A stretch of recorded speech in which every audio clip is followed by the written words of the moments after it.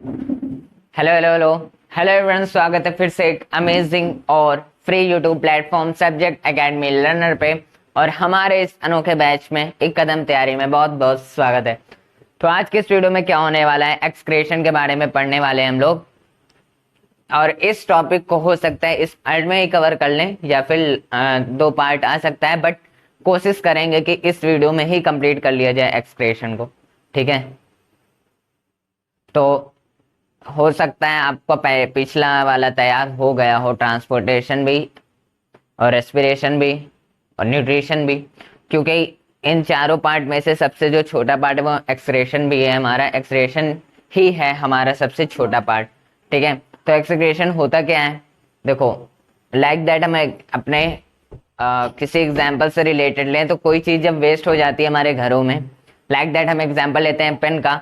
तो अगर पेन की रिफिल खत्म हो जाती है तो वो अगर वो हमारे लिए यूजफुल नहीं है, मतलब डॉट पेन की अगर बात करें, और ऐसी पेन तो आप यूजफुल में ले लोगे, बट जो डॉट पेन है जब उसकी खत्म हो जाती है पेन, तो क्या करते हो, वो तुम्हारे लिए जब यूज नहीं होता तो वो वेस्ट होता है। देन आप उसे क्या करते हो, बाहर की तरफ फेंक देते हो। तो वही वेस्ट क्या हुआ, जब उसे बाहर आपने निकाल दिया अपने पास से फेंक दिया, वही क्या होता है, एक्सक्रेशन होता है। तो इसी के बारे में हम जानेंगे। ठीक है, तो चलिए, लेकिन यहाँ पे हमको बॉडी से रिलेटेड अपने पढ़ना है, तो उसको देखते हैं। तो the process of removing out harmful metabolic product from the body, मतलब बॉडी से देखो फूड का डाइजेशन होता है, डाइजेशन होने के बाद डाइजेशन भी होता है जहां पर हमारे सिर्फ यूजफुल प्रोडक्ट नहीं होते हैं उस फूड में। ठीक है, उस फूड में हमारे पास सिर्फ यूजफुल प्रोडक्ट नहीं होते हैं जिसे हम डाइजेस्ट करते हैं, वहां पर अनडाइजेस्टेड भी चीजें निकलती हैं, मतलब अनवेस्टेड भी चीजें निकलती हैं डाइजेशन में भी। तो उसका अलग पार्ट जाता है, उसका डाइजेशन का अलग पार्ट जाता है जहाँ पर यूजफुल प्रोडक्ट होता है। और यूजफुल प्रोडक्ट का ही डाइजेशन होगा, क्योंकि डाइजेशन मतलब जो वेस्ट फूड होगा उसका नहीं होगा, तो उसको बाहर निकाल देगा। ठीक है, और जो डाइजेशन होगा हमारे यूजफुल प्रोडक्ट होगा, जहां पर हमारे पूरे बॉडी में वही न्यूट्रिशन, रेस्पिरेशन, ट्रांसपोर्टेशन का काम करेंगे। ठीक है, तो वही एक्सक्रेशन भी है। क्या मतलब कि यहाँ पर क्या होगा कि जो डाइजेशन हो रहा है जिसमें से हमें वेस्ट फूड मिल रहा है, वही एक्सक्रेशन होता है हमारा। तो ये होता है एक्सक्रेशन, मतलब कोई भी वेस्ट को बाहर निकालना, कोई भी हार्मफुल मेटाबॉलिक वेस्ट को, हार्मफुल मेटाबॉलिक प्रोडक्ट को निकालना शरीर के बाहर से, ठीक है, बॉडी से, वही क्या होता है, हमारा एक्सक्रेशन होता है। तो अब दो पार्ट, तीन टॉपिक भी पढ़ सकते हैं जैसे कि हमने हर बार पढ़ा है। देखो, एक यूनिसेलुलर ऑर्गेनिज्म, एक ह्यूमन बींग्स और एक प्लांट, इन तीनों में देखेंगे एक्सक्रेशन क्या होता है। तो एक्सक्रेशन इन यूनिसेलुलर ऑर्गेनिज्म, यूनिसेलुलर ऑर्गेनिज्म में हम एग्जांपल सबसे बढ़िया अमीबा का लेते हैं, क्योंकि उससे ज़्यादा हम लोग रिलेट कर पाएंगे। ठीक है, तो देखते हैं unicellular organism, ammonia is the chief waste product of the metabolism. मतलब देखो, इसमें प्रोडक्ट का नाम दिया गया है जो कि है अमोनिया, मतलब इनमें जो वेस्ट प्रोडक्ट है वो अमोनिया है। ठीक है, अमीबा का आप सिंपल से समझो तो अगर इनके शरीर बॉडी में अगर ज्यादा देर तक वेस्ट को यूटिलाइज नहीं कर पाते, इनका पास बहुत शॉर्ट टाइम होता है, मतलब इनके पास बहुत शॉर्ट टाइम होता है हर चीज को, अगर इनके पास ज्यादा वेस्ट अपने पास ज्यादा कंट्रोल करके नहीं रख पाएंगे, मतलब अपने पास नहीं रख पाएंगे इनको, बहुत ही शॉर्ट टाइम होता है उस वेस्ट प्रोडक्ट को यूटिलाइज करने के लिए। ठीक है, तो ये डिफ्यूजन की मदद से क्या कर लेंगे कि उस वेस्ट को टाइम टू टाइम क्या कर लेंगे, बाहर निकाल देंगे। तो ये जो स्टोरिंग का काम इनके पास स्लो है, तो मतलब ये क्या करते हैं, अगर यूटिलाइज करते रहेंगे तो ये कुछ भी हो सकता है। तो इनका जो शॉर्ट पीरियड होता है वेस्ट प्रोडक्ट को, वरना ये अपने time to time waste product को जल्दी निकाल देते हैं। तो वही आगे लिखा है कि इन यूनिसेलुलर ऑर्गेनिज्म अमोनिया क्या है, एक चीप प्रोडक्ट है। ठीक है, मतलब इनमें जो मेटाबॉलिज्म में वेस्ट या फिर प्रोडक्ट बन रहा है वो क्या है, अमोनिया है। Unicellular organism excrete their waste by simple diffusion, वही डिफ्यूजन से क्या करेंगे कि बाहर ये डिफ्यूजन करेंगे। ठीक है, यूनिसेलुलर ऑर्गेनिज्म सिर्फ अमीबा के नहीं, जितने भी यूनिसेलुलर ऑर्गेनिज्म हैं वो क्या करेंगे, डिफ्यूजन करेंगे, एक सिंपल डिफ्यूजन करेंगे, वहां से क्या करेंगे, वेस्ट को बाहर निकालेंगे। ठीक है, it's removal from the body is very urgent, मतलब इनका जो बॉडी से रिमूवल होता है अनवेस्ट, वो बहुत ही अर्जेंट है। ये क्योंकि ये बहुत ही कम कंट्रोल कर पाते हैं तो इनका जो वेस्ट बाहर निकालना होता है वो बहुत ही अर्जेंट होता है। It's removal from the body is very urgent, ठीक है।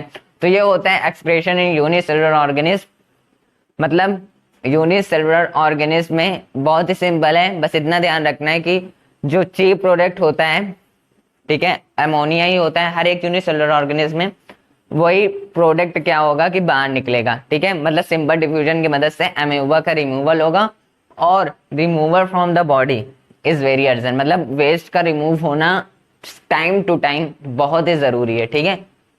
तो ये होता है अमीबा का मतलब यूनिसेलुलर ऑर्गेनिज्म में वेस्ट का बाहर निकलना। एंड देन आते हैं ह्यूमन बीइंग्स पे। ह्यूमन बीइंग्स के बाद प्लांट्स पढ़ेंगे। ह्यूमन बीइंग्स की बात करें तो एक्सक्रीशन इन ह्यूमन बीइंग्स की बात करें तो यहाँ पर दो चीज मेन होती है, लाइक दैट, जैसे कि हर चीज मेन होती है रेस्पिरेशन के लिए, हमारी नोज में नोज मेन थी, मतलब नोज से ही क्या हम ले रहे हैं, मतलब इनहेलेशन और एक्सहेलेशन करें तो वो मेन थी, और तो कई सारे पार्ट हैं। तो वैसे जो हमारे ह्यूमन बीइंग्स में एक्सक्रीशन का पार्ट है वो दो है। मेन एक्सक्रीटरी वेस्ट यूरिन है, मेन एक्सक्रीटरी ऑर्गन किडनी है।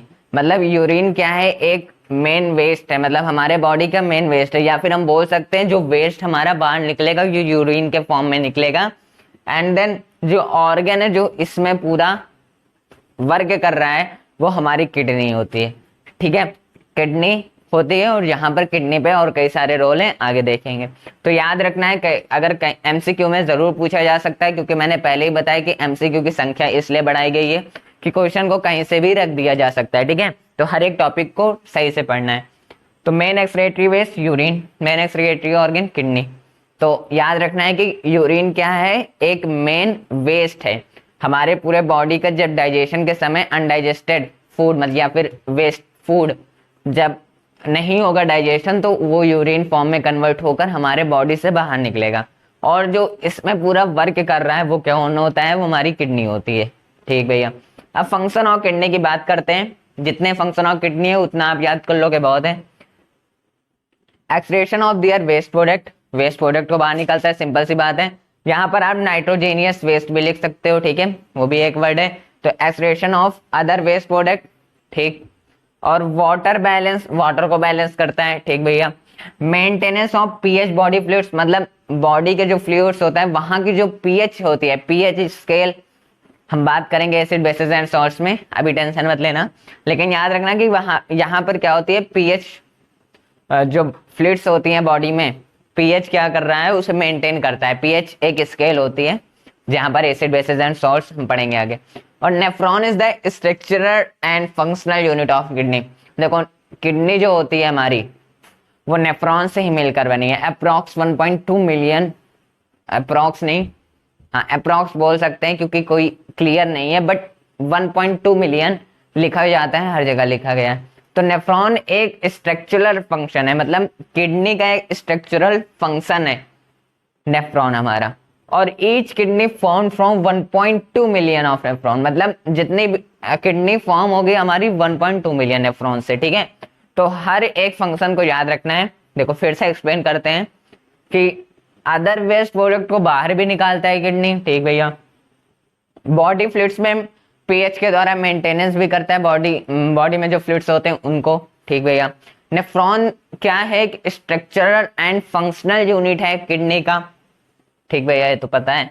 और each kidney form from 1.2 million nephron, ये याद रखना है कि जितनी किडनी जो फॉर्म होती है वो अप्रॉक्स 1.2 मिलियन, अप्रॉक्स करके लिखना, 1.2 मिलियन ऑफ नेफ्रॉन फॉर्म होती है, ठीक है।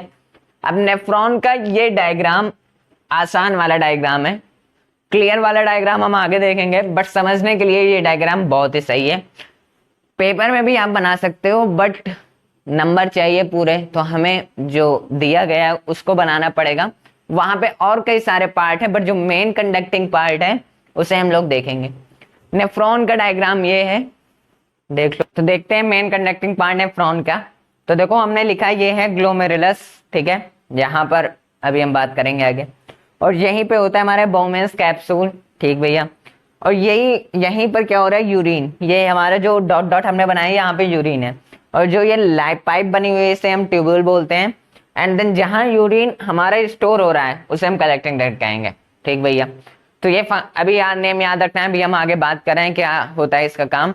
लेकिन याद रखना है कि यहाँ पर जो कप शेप का होता है हमारा ग्लोमेरुलस, या फिर जो कप शेप का होता है वो हमारा होता है बाउमेंस कैप्सूल, ठीक है। और जो यहाँ पे डॉट साइन बहता हुआ दिख रहा है आपको, ये होता है यूरिन। एंड देन जहां पर बह रहा है जिसके अंदर, वो होता है ट्यूब्यूल, ठीक है। ट्यूब्यूल मत बोलना, ट्यूब्यूल बोलना, ठीक है।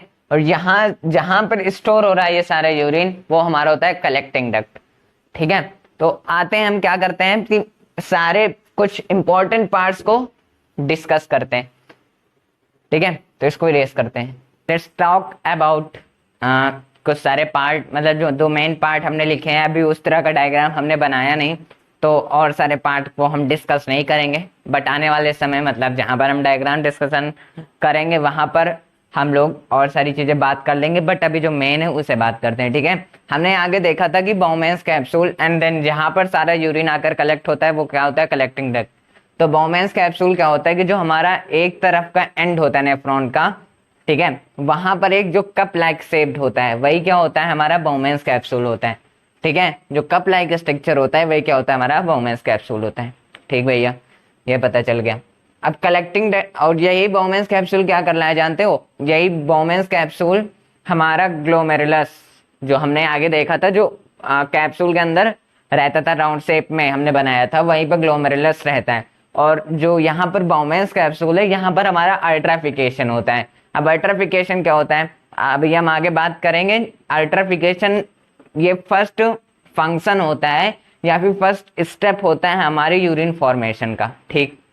अब ये जो कलेक्टिंग डक्ट है क्या है, कलेक्टिंग डक्ट, अब देखो बाउमेंस कैप्सूल हमने देखा था कि वहां का जो कनेक्शन है वो ट्यूब्यूल के द्वारा है, मतलब ट्यूब्यूल से ही क्या हो रहा है, हमारा यूरिन बह रहा है, यूरिन हमारा जा रहा है कहाँ पर, कलेक्टिंग डक्ट पर। तो कलेक्टिंग डक्ट एक लार्ज डक्ट होता है that receives the tubular filtrate from convoluted tubules of many nephron associated with it.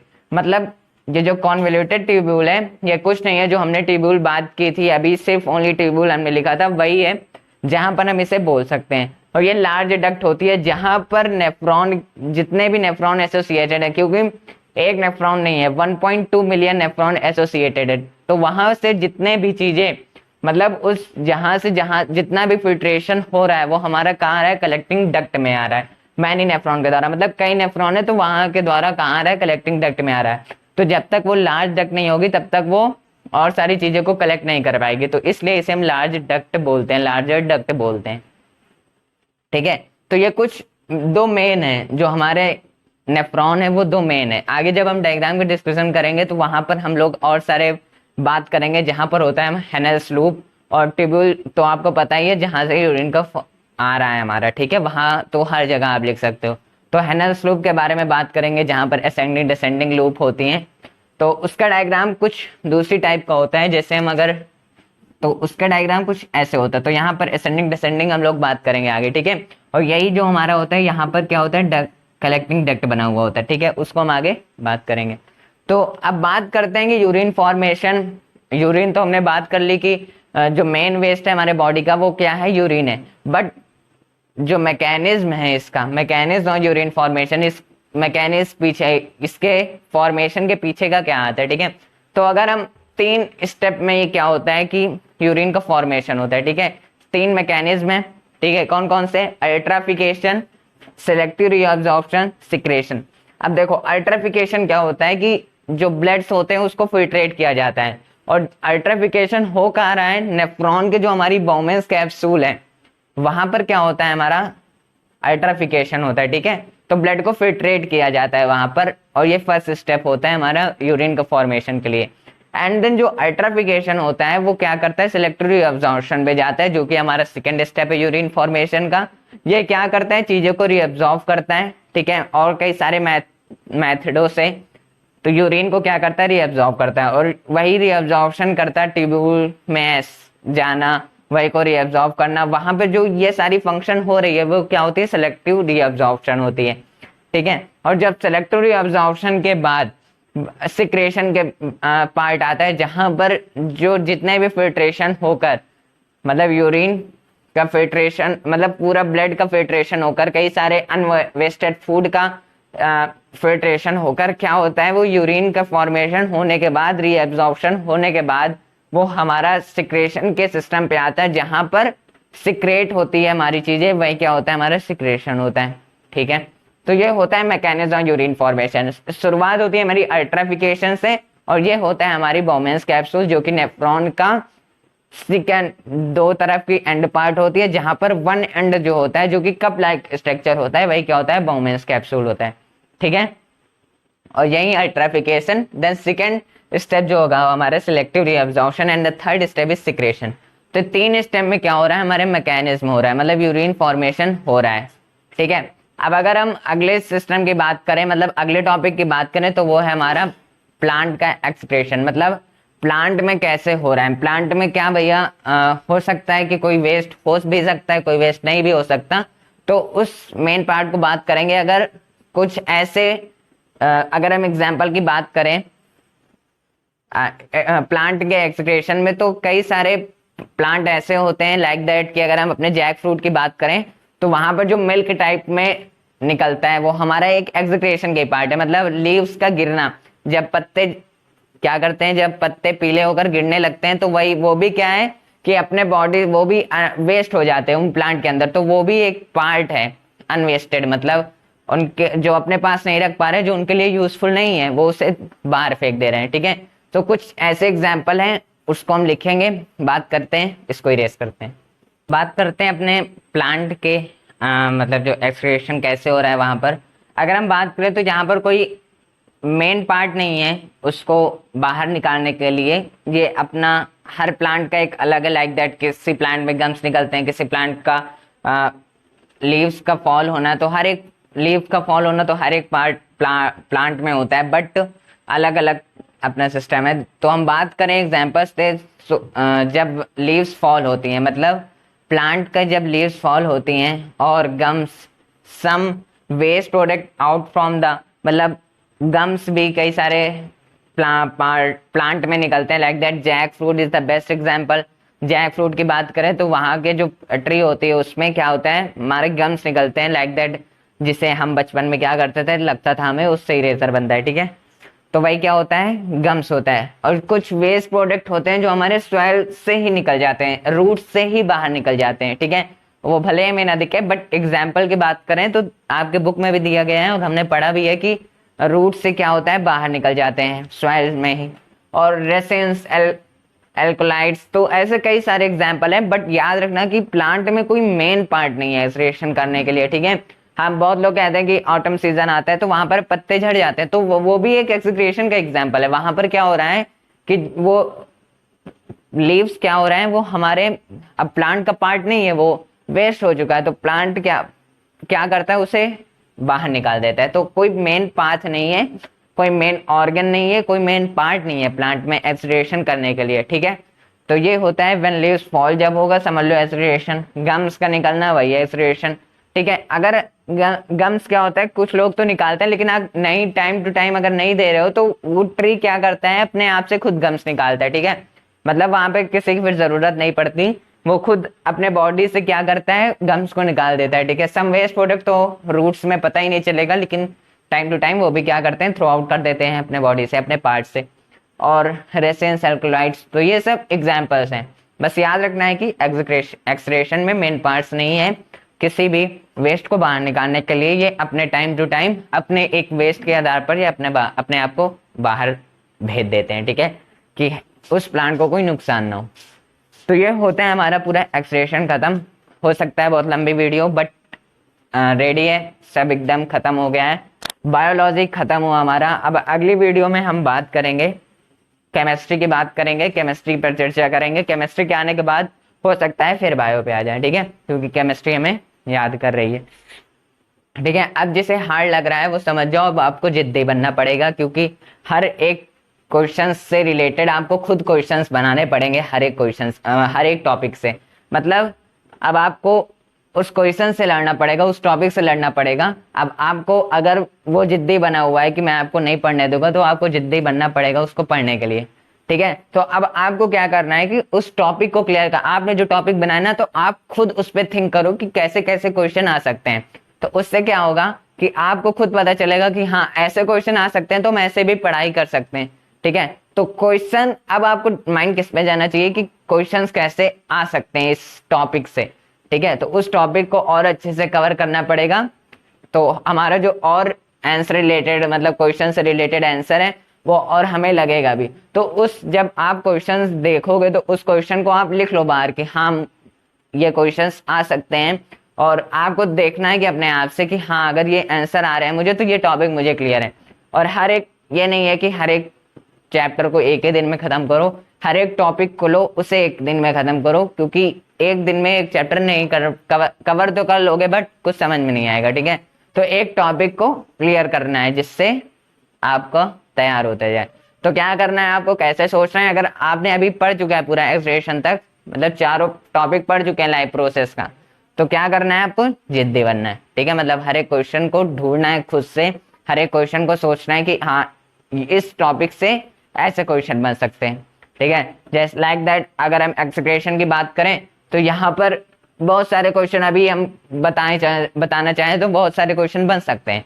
ठीक है, मेन क्वेश्चन तो यही बन सकते हैं, तीन टॉपिक हमने क्लियर किया तो मेन क्वेश्चन यही बन सकते हैं कि एक्सक्रेशन होता क्या है, दूसरा ह्यूमन बींग्स में एक्सक्रेशन कैसे होता है, यूनिसेलुलर ऑर्गेनिज्म में एक्सक्रेशन कैसे होता है, एंड देन प्लांट्स में एक्सक्रेशन कैसे होता है, एंड और सारे क्वेश्चन लाइक दैट नेफ्रॉन क्या है, नेफ्रॉन के पार्ट क्या होते हैं, बाउमेंस कैप्सूल क्या होते हैं, कलेक्टिंग डक्ट क्या होती हैं, यूरिन का फॉर्मेशन कैसे होता है, अल्ट्राफिकेशन क्या होता है, सेलेक्टिव रीअब्जॉर्प्शन क्या होता है। तो ऐसे लाखों क्वेश्चन हम खुद अपने आप से बना सकते हैं, लेकिन बट आपको क्या करना पड़ेगा, सोचना पड़ेगा। लाइक दैट हमने ट्रांसपोर्टेशन की बात करें तो वहां पर क्या होगा, ब्लड क्या होगा, वहां पे तो और सारे टॉपिक है, ब्लड क्या होगा, ब्लड वेसल्स क्या होगी, ब्लड सेल्स क्या होती हैं, आरबीसी क्या होती है, डब्ल्यूबीसी क्या होती है, लिम्फ क्या होता है, हर्ट क्या होता है, फंक्शन ऑफ हर्ट क्या होता है, डबल सर्कुलेशन क्या होता है।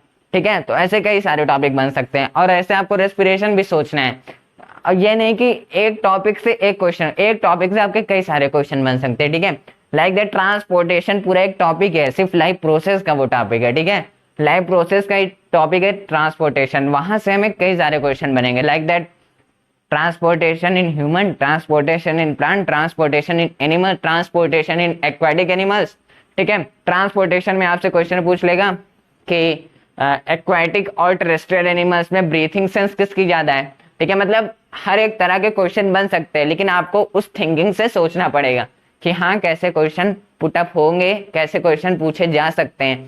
ठीक है, तो ऐसे क्या होगा कि आपका रिवीजन भी हो जाएगा एंड देन आपको क्लियर भी हो जाएगा कि हाँ ऐसे भी क्वेश्चन बन सकते हैं। ठीक है, वैसे अगर हम न्यूट्रिशन की बात करें तो न्यूट्रिशन में क्या क्या पूछा जा सकता है, न्यूट्रिशन होता क्या है, न्यूट्रिशन आया कहाँ से, न्यूट्रिशन वर्ड आया कहाँ से। तो ऐसे कई सारे क्वेश्चन बन सकते हैं, nutrition in human beings, nutrition in plants, nutrition in animals.